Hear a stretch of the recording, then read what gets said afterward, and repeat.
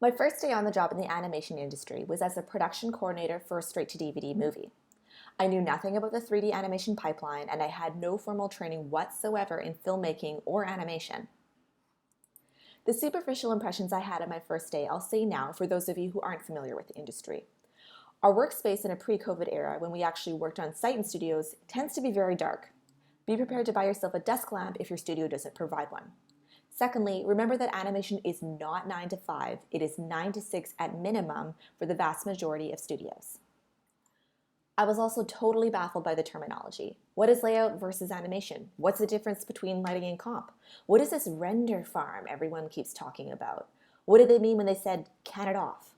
Don't even get me started on the shot and asset tracking software because I was totally and completely lost. Thankfully, I had an amazing mentor in my senior coordinator at the time who showed me the ropes.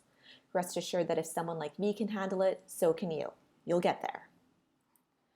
I took lots of notes, which I reflected on during my breaks and after work to ensure the information was sticking. Animation is a big learning environment, and thankfully the vast majority of your coworkers are happy to help you out and merciful when answering your questions.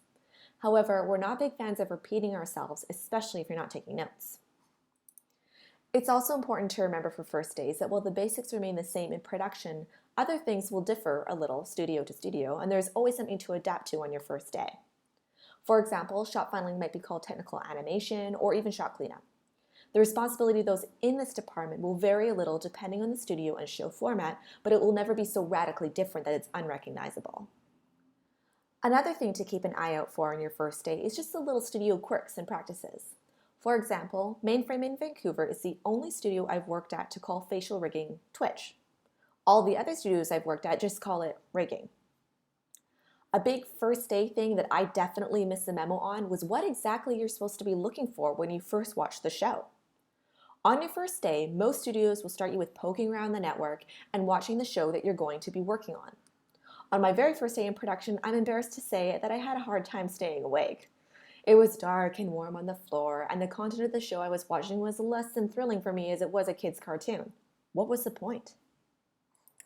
If it's your first day in production and you're watching the show, you want to make sure you are aware of all the characters' names, the different locations or sets, and keep an eye on the items or assets in the episode so you can already start thinking about reuse. You want to be able to recall exactly which episode you saw a given prop or set in. For example, which episode featured a plate of cupcakes? Which set had a chandelier? Where can you find a pile of leaves? Trust me, it will come in handy when you know which episode featured these items. The other good thing for you to do on your first day is to try and remember everyone's names and roles. Write it down if you have trouble remembering, or study your studio's internal directory. Don't get to Friday without knowing all of your supervisors' names, even if they don't remember yours yet. Lastly, make sure you say thank you.